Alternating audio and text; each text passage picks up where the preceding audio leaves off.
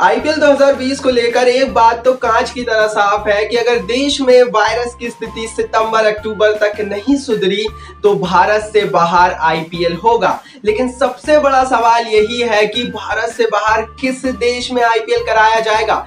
दो देशों पर बातचीत चल रही है, कुछ लोग श्रीलंका की बात कर रहे हैं, कुछ लोग यूएई की बात कर रहे हैं और आज इस वीडियो में हम इन दोनों ही देशों का आईपीएल के हिसाब से कंपैरिजन करने वाले हैं। मतलब किस देश में कोरोना की स्थिति कैसी है, किस देश में आप मास गैदरिंग करा सकते हैं और इन दोनों ही देशों में से किस देश में आपको स्टेडियम फैसिलिटीज बेहतर मिलने वाली है। इन तमाम पैमानों पर यूएई और श्रीलंका का कंपैरिजन करके ये बताएंगे कि कहां पर आईपीएल बेहतर ढंग से हो सकता है, कहां पर आईपीएल कराने का ज्यादा फायदा है। बहुत इंटरेस्टिंग वीडियो है दोस्तों। सबसे पहले यूट्यूब पर आ रही है, एंड तक वीडियो को जरूर देखिए और दोस्तों आप भी एमजीबी क्रिकेट फैमिली और आईपीएल फैन क्लब का हिस्सा बन सकते हैं। आपको कुछ भी नहीं करना है, सिर्फ इस वीडियो को लाइक करना है। तो यहाँ कहीं नीचे से अभी वीडियो को लाइक कीजिए और चैनल को सब्सक्राइब नहीं किया है तो जल्दी जल्दी चैनल को सब्सक्राइब कीजिए। दोस्तों सबसे पहले हम इन दोनों ही देशों का कंपैरिजन स्टेडियम्स और वेन्यूज के आधार पर करेंगे। मतलब किस देश में कितने कितने इंटरनेशनल लेवल के स्टेडियम्स है, क्योंकि उसी आधार पर आपको आईपीएल का शेड्यूल और फॉर्मेट तय करना पड़ेगा। सबसे पहले दोस्तों अगर हम श्रीलंका की बात करें तो श्रीलंका में टोटल 8 इंटरनेशनल लेवल के स्टेडियम है।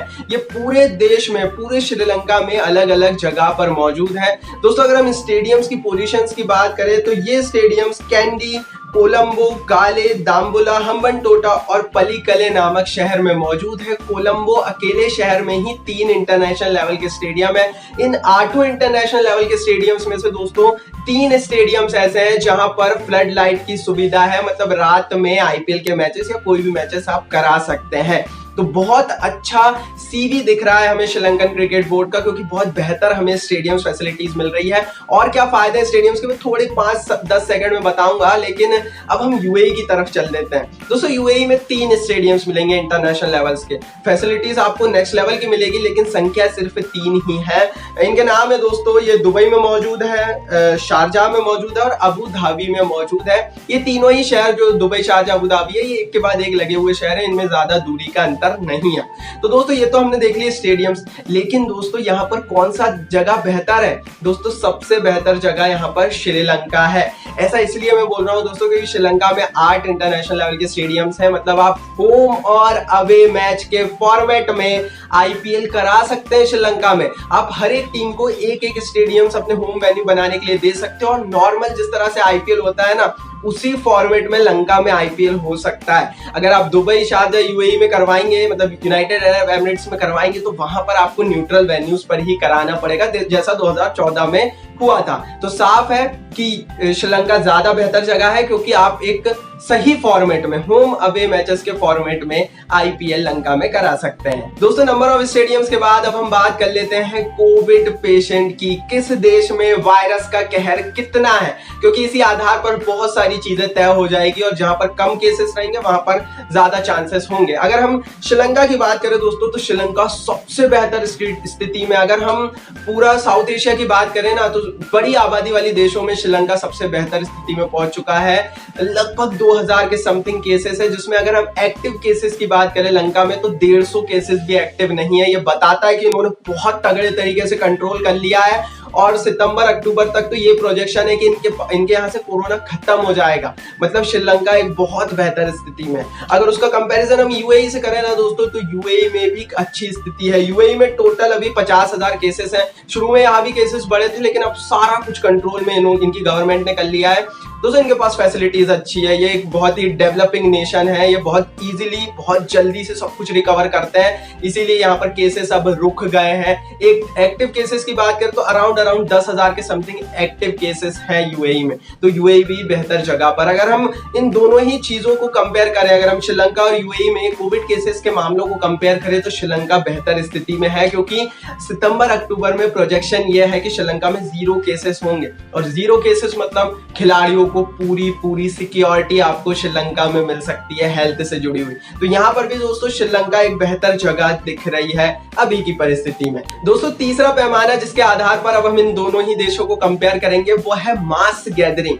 दोस्तों सबसे बड़ा सवाल यही है कि अगर मास गैदरिंग हो जाती है ना तो आईपीएल बहुत बड़ा सक्सेस हो जाएगा सितंबर अक्टूबर में भी। खाली स्टेडियम में फ्रैंकली टोल्ड उतना मजा नहीं आएगा। तो अगर बीसीसीआई बाहर ले जाएगा, दूसरे देश में ले जाएगा, तो बीसीसीआई देखेगा कि कहां पर वो मास गैदरिंग करा सकते हैं। अगर हम श्रीलंका की बात करें, जैसा कि मैंने कहा प्रोजेक्शन है सितंबर अक्टूबर में 0 केसेस हो सकते हैं, तो मास गैदरिंग की इजाजत मिल सकती है और पब्लिक भी आएगी। अभी की परिस्थिति में कम आएगी लेकिन पब्लिक भी आएगी। तो खाली स्टेडियम में श्रीलंका में आईपीएल नहीं होंगे, श्रीलंका में आप भरे स्टेडियम में करा सकते हैं, जो आज के प्रोजेक्शन कह रहे हैं। दूसरी तरफ दोस्तों अगर हम इसे यूएई से कंपेयर करते हैं तो यूएई में आज के प्रोजेक्शन यही बोल रहे हैं कि आप खाली स्टेडियम में ही कराना पड़ेगा। अगर आप यूएई में ले जाते हैं आपको बेशक फैसिलिटीज मिलेंगी, लेकिन यूएई में बायो सेफ एनवायरनमेंट क्रिएट करना पड़ेगा खिलाड़ियों के लिए, क्योंकि केसेस है 10,000 तो है।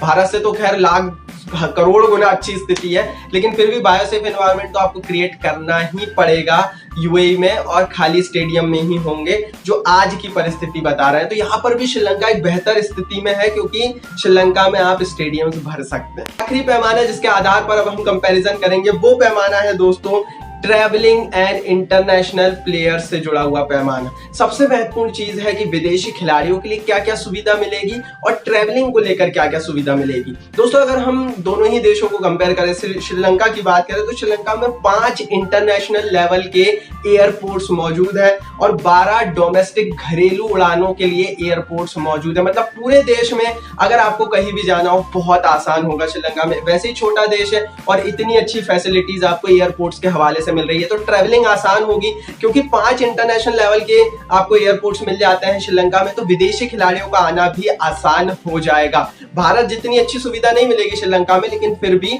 अच्छी सुविधा मिलेगी। दूसरी तरफ अगर हम यूएई में जाते हैं तो यहाँ पर यूएई को सारे अंक मिल जाते हैं, क्योंकि दोस्तों यूएई में 8 इंटरनेशनल लेवल के एयरपोर्ट्स हैं और 12 डोमेस्टिक एयरपोर्ट्स हैं।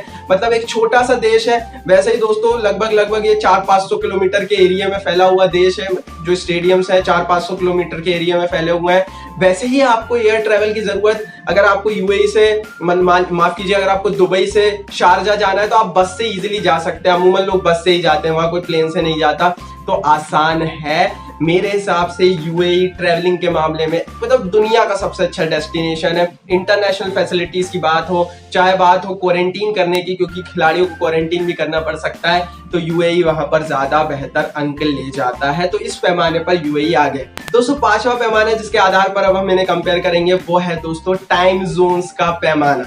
अगर टाइम जोन आप बैठा लेते हैं तो फिर भाई सही समय पर भारत में आईपीएल मैचों को दिखाया जाएगा और सही समय पर उस देश में भी होंगे। अगर हम श्रीलंका और भारत के टाइम जोन की बात करें कोई अंतर नहीं है। अगर 7 बजे भारत में शुरू होता है तो लगभग उतने ही बजे आप श्रीलंका में मैचेस को करा सकते हैं। लेकिन दुबई और भारत के टाइम जोन में 1.5 घंटे का अंतर है। तो यूएई में थोड़ा सा अंतर है टाइम जोन का, लेकिन फिर भी दोस्तों अगर हम इसे कंपेयर करेंगे ना तो कोई बहुत बड़ा अंतर नहीं है। तो टाइम जोन के मामले में दोनों बराबर पर ही खड़े हैं। अगर आप दुबई शारजा में भी कराते हैं, यूएई में भी कराते हैं, तो कोई ज्यादा बहुत बड़ा कोई फर्क आने वाला नहीं है। 2014 में भी हुआ था, कोई बड़ा फर्क नहीं आया था। 1.5 घंटे का अंतर है जो कि बड़ी इजीली से कोप अप हो सकता है। तो टाइम जोन के मामले में बराबरी है। दोस्तों हमने 5 अलग अलग पैमानों पर कंपेयर किया।